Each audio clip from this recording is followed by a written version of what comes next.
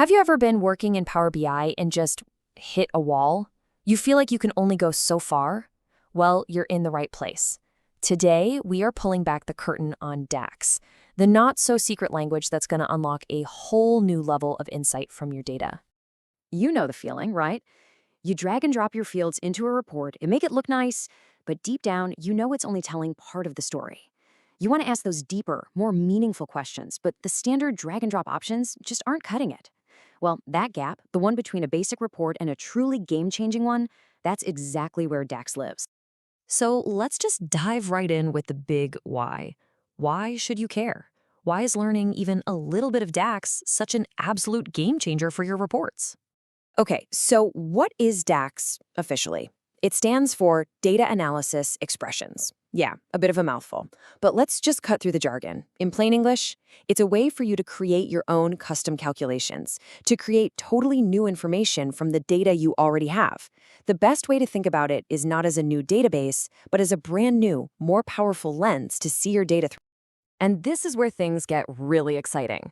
We're moving way beyond just summing up a column or finding a simple average. We are talking about answering the questions your boss actually asks, like what's our year-over-year growth? How are we performing against market trends? With DAX, you stop just showing people numbers and you start giving them real answers to real business problems. You know, it really helps to think of DAX as a new language. And what's the first thing you have to learn in any new language? The grammar, right? The basic rules of how to put a sentence together. Well, in DAX, we call that syntax. It's simply how we write the formulas. So let's start by breaking down this super simple formula right here. Now, if you've spent any time at all in Excel, this is probably going to look pretty familiar, which is a great head start. But, and this is a big but, DAX has its own unique way of thinking that's different from a spreadsheet. So here's the anatomy of a formula. It's pretty straightforward. First, you give your new calculation a name. Here, it's total sales. Easy. That equals sign just tells Power BI, hey, a formula is coming. Then you have the function sum. Think of this as your verb. It's the action you're taking. And finally, inside the parentheses, you have the argument, sales amount. This tells the sum function exactly what to add up. Notice how specific it is, the sales amount column from the sales table. Now that sales amount format, that's what's called a fully qualified column name. And trust me on this, it is an absolutely crucial best practice. Look, sometimes you might get away without it, but making this a habit from day one will make your formulas so much clearer, and it'll save you from a world of headaches later on. So if syntax is our grammar, what's our vocabulary? Well, that's where DAX functions come into play. These are all the pre-written formulas that do the really heavy lifting for us. All right, for all my Excel pros out there, this slide right here is a huge aha moment. I'm serious. In Excel, your brain is hardwired to think about individual cells, right? Sum up the range from A1 to A10. In DAX, you have to unlearn that.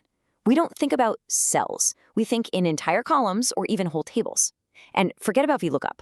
We use relationships between tables to do that. It is a fundamental mindset shift, but believe me, it is so much more powerful. And wow, the vocabulary is huge. I mean, DAX has functions for just about anything you can dream of. But if there is one category you should get really excited about, it's time intelligence. Oh man, this stuff is an absolute powerhouse. It makes complex things like comparing sales periods or calculating moving averages. It makes them almost trivially easy. Okay, deep breath. We've talked grammar, which is syntax. We've talked vocabulary, which is functions. Now we get to the real magic of DAX. It's a concept called context. And I'm not going to lie, it can be a little tricky to wrap your head around at first, but once this clicks for you, everything else just falls into place. So there are two main flavors of context. First, you've got row context. The easiest way to think about this is like a spotlight that's shining on one single row at a time while it does a calculation. But the real star of the show, the one that changes everything, is filter context. This is the combination of all the active filters on your report that are squeezing your data down to show just one specific slice. And here's the cool thing. You already use filter context all the time. You just might not know it. Every time you click on a slicer to pick the year 2023 or filter a chart to show just the North region, bam, you just created a filter context. And your DAX measures are smart enough to automatically see that context and give you the right answer for just that slice of data. So that begs the question, right? If the charts and slicers apply filter context automatically, how do we take control of it ourselves inside a formula? The answer is the single most important function in all of DAX, calculate. If you remember only one function from this whole thing, make it this one.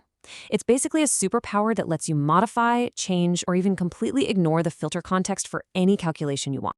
All right, let's put all these pieces together now. We've got our syntax, our functions, and our new understanding of context. Let's see how they all team up to solve a very real-world problem with a slightly more advanced formula. So here's our mission, should we choose to accept it. Calculate our total sales, but for the previous quarter. This is a super common business request. Now, you can see the formula that gets it done right there on the slide. And I know it might look a little intimidating at first, but I promise we have already learned every single piece of this puzzle. So how does this thing actually work? Well, remember our superstar function calculate? It's the command center.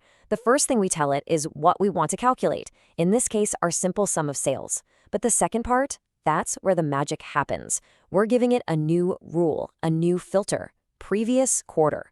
We are literally telling calculate, hey, I don't care what quarter the user has selected in the report, ignore that. I want you to go back in time and use the previous quarter as the new filter context instead. See, it's amazing. And just for fun, a little bit of DAX trivia for you. Why the number 64? Well, that is the maximum number of functions that DAX can handle nested inside of each other in a single formula. Now, would you ever want to write a formula that crazy and complex? Oh, definitely not. But it just goes to show you the incredible power that's humming away under the hood. And there you have it. We've pulled back the curtain on the secret language of Power BI. We've learned its grammar through syntax, we've built our vocabulary with functions, and we've finally understood the art of conversation through context. You now have the fundamental building blocks to go way beyond basic reports and start asking your data some really interesting questions. So the only thing left to ask is, what will you ask first?